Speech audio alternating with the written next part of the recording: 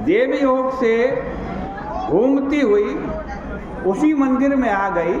इस मंदिर में मैं निवास करता था। उसको दुखी देखकर हमें बड़ी दया आई। हमने उसको पीने के लिए जल दिया, मांस भी दिया। उसने हमसे अपना सब हाल बतलाया। वो कहने लगी, कोकलनी नामक ध्रुमक निषाद की मैं कन्या हो, विंध्याचल पर्वत पर रहती हूँ, चोरी करने वाली हूँ, सदा कठोर वचन बोलती हूँ।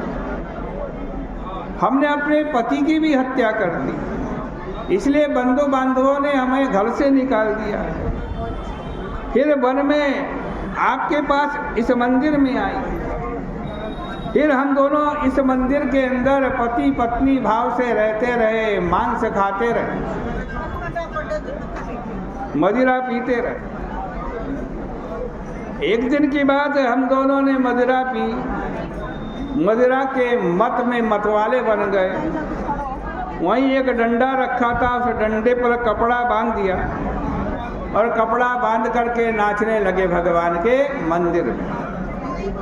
और नृत्य करते करते हम दोनों की वहीं भगवान के मंदिर में मृत्यु हो गई। इतने में यमराज के दूत हाथ में पास लिए हुए आए और दोनों को बांध करके यमपुरी में ले गए।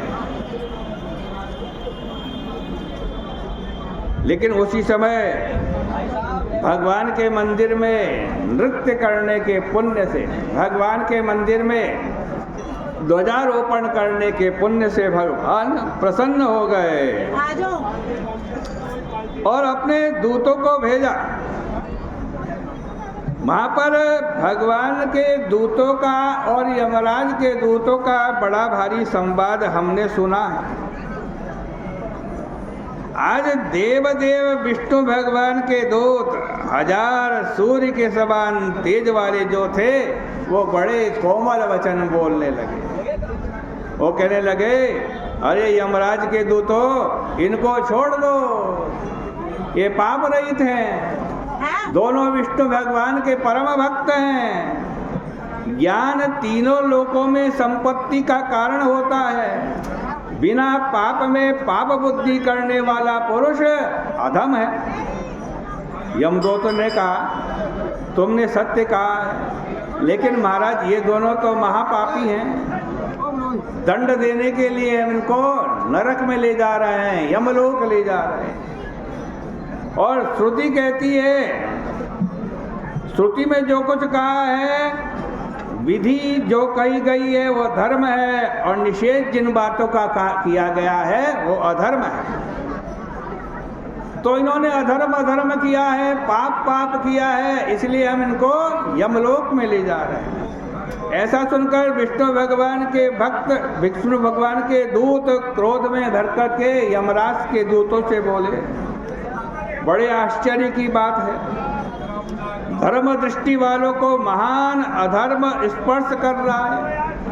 अपने कर्म के नाश पर्यंत तुम लोग नरक में रहोगे जब तक सूर्य चंद्र है, और संचित पापों का प्रायश्चित कहीं नहीं देखा है। फिर तुम क्यों बार बार पाप करते हो? श्रुति में कहा हुआ धर्म है, और इन्होंने जो धर्म किया वो हम तुमसे कहते हैं। इन दोनों ने मरने से पहले विष्णु भगवान के मंदिर में नृत्य किया है, ध्वजा बांधी है, इससे ये सब पापों से छूट गए हैं। इनको जल्दी छोड़ो, देर मत करो।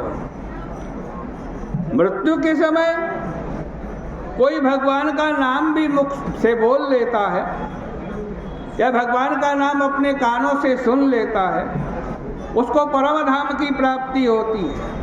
फिर भक्ति से जो कोई भगवान का नाम बोलता है, भगवान का स्मरण करता है, उसका तो क्या कहना। महापाप उपपातक से संयुक्त भी भगवान के भक्तों के देखने मात्र से परम पद को प्राप्त करता है। एक घड़ी या आधी घड़ी या आधी से भी आधी घड़ी जो विष्णु भगवान के मंदिर में स्थिर रहता है, वो परम स्थान को जाता है। फिर भगवान की सेवा करने वाले का क्या कहना। भगवान के मंदिर को लीपने से, बुहारने से, टूटे फूटे मंदिर का जीर्णोद्धार करने से, मंदिर में जल से सिंचन करने से, दीपदान करने से, कथा बाँचने से, कथा श्रवण करने से मनुष्य यमलोक को नहीं जाता है।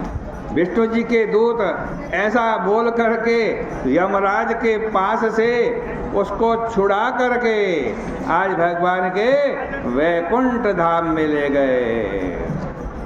गोविंद जय जय गोपाल जय जय गोविंद जय जय गोपाल जय जय श्री राधा रमण हरि गोविंद जय जय गोविंद जय जय गोपाल जय जय श्री राधा रमण हरि गोविंद जय जय।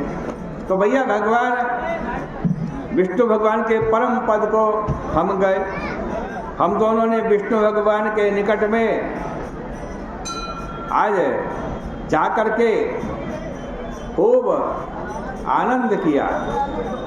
जितने दिन हम भगवान के लोक में रहे, भगवान के मंदिर में ध्वजा बांधने के कारण, भगवान के मंदिर में नृत्य करने के कारण, टूटे फूटे भगवान के मंदिर को जीर्णोद्धार के कारण हम भगवान के मंदिर, भगवान के लोक में युग कोटि तथा हजार शत कोटि आज विष्णु भगवान के मंदिर में रहे, लोक में रहे, फिर ब्रह्मलोक में भी उतने ही दिन भोग किया। हे मुने, फिर पृथ्वी पर भी मैं चक्रवर्ती सम्राट और ये मेरी धर्म पत्नी हुई। यहाँ विष्णु भगवान के आशीर्वाद से मेरे पास अतुल संपत्ति है। देव स्वस्ति मंगल। विभांडक नाम के मुनि इस प्रकार सुनकर के राजा की सराहना करके तपोवन में गए। पाप नाश करने वाली इस कथा को जो श्रवण करता है, जो कथा को बाँचता है, उसको भी भगवान के मंदिर में ध्वजारोपण करने का पुण्य फल मिलता है। इस प्रकार से श्री पद्म पुराणे कार्तिक माह में ध्वजारोपण वर्णनम नाम 32 ये 32वें अध्याय की कथा भगवान के श्री चरणों में समर्पित करते हैं।